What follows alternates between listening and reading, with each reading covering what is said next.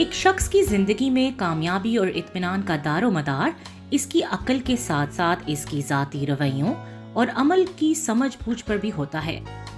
ذاتی رویوں اور عمل کی سمجھ بوجھ کو خود آگاہی کے عمل کے ذریعے بہتر کیا جا سکتا ہے۔ کسی بھی شخص کی زندگی میں خود آگاہی بہت اہمیت رکھتی ہے۔ جیسے جیسے ہم اپنی شخصیت، جذبات، رویوں، خوبیوں اور خامیوں سے واقف ہوتے ہیں، ہمارے لیے دوسروں کو جاننا اور قبول کرنا اور بھی آسان ہوتا جاتا ہے۔ کیا آپ خود آگاہی یعنی سیلف اویئرنیس کے ذریعے اپنے جذبات سے نمٹنا، اپنی خامیوں پر قابو پانا، دوسروں اور اپنے آپ کی بہتری کے لیے اپنی صلاحیتوں کو بروئے کار لانا چاہتے ہیں؟ مگر خود آگاہی آخر ہے کیا؟ اس سے مراد اپنی خوبیوں، خامیوں، عادات، خیالات، جذبات اور احساسات کو جاننا اور سمجھنا ہے۔ آسان لفظوں میں خود آگاہی کے عمل سے انسان اپنی شخصیت سے گہرائی میں واقف ہو سکتا ہے۔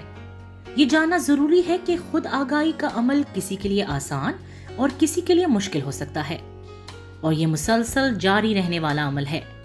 خود آگاہی کے عمل کے دوران ہمیں بہت سی رکاوٹوں کا سامنا کرنا پڑتا ہے، جن میں اندرونی خوف اور بیرونی معاشرتی توقعات شامل ہیں، جن کی نشاندہی ضروری ہے۔ اب ہم ان رکاوٹوں پر بات کریں گے جو خود آگاہی کے عمل میں درپیش ہو سکتی ہیں۔ بہت سی ایسی رکاوٹیں ہیں جو ہم سمجھتے ہیں کہ وہ بیرونی ہیں، جبکہ در حقیقت ان میں سے زیادہ تر اندرونی ہوتی ہیں۔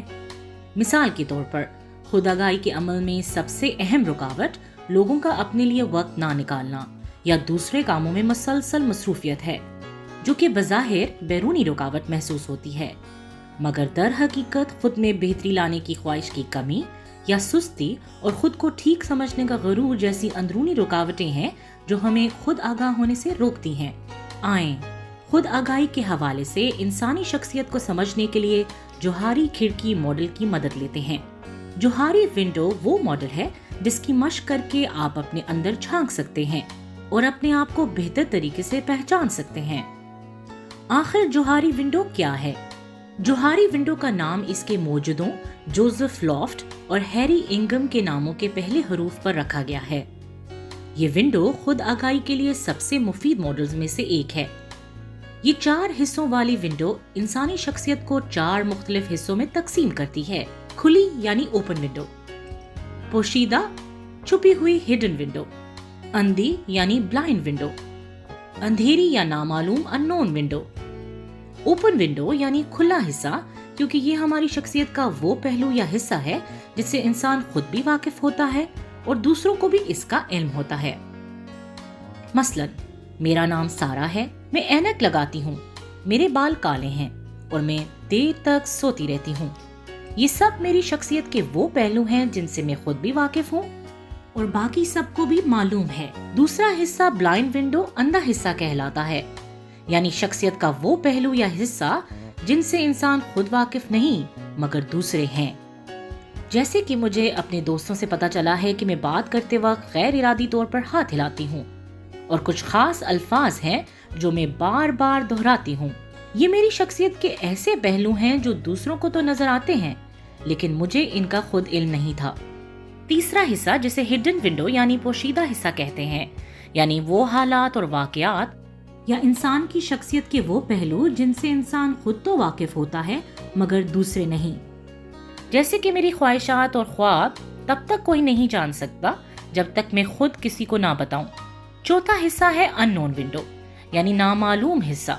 یہ شخصیت کا وہ پہلو ہے جو ہمارے لاشعور کا حصہ ہے، جنہیں نہ ہم خود جانتے ہیں اور نہ ہی ہمارے دوست احباب۔ مثال کے طور پر ہمارے بچپن کے واقعات، بھولی بسری یادیں جو ہمارے لاشعور میں چلی جاتی ہیں اور اب ہمیں یاد نہیں۔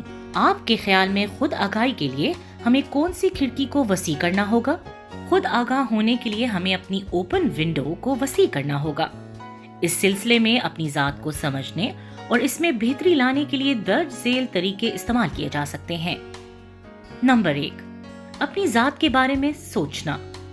نمبر 2، دوسروں سے اپنے بارے میں تبادلہ خیال کرنا۔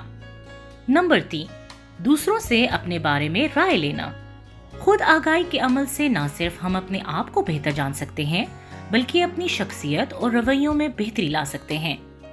اگر ہم ایک مثالی معاشرہ بنانا چاہتے ہیں تو ہم میں سے ہر ایک کو اپنے آپ سے آغاز کرنا ہوگا۔ ہمیں اپنے آپ کو بہتر جاننے کی ضرورت ہے۔ ہمیں اپنی صلاحیتوں اور توانائیوں سے خود آگاہ ہونا ہوگا اور انہیں بروئے کار لانا ہوگا۔ اس کے ساتھ ساتھ ہمیں اپنی کمزوریوں کا مقابلہ کرنا ہوگا۔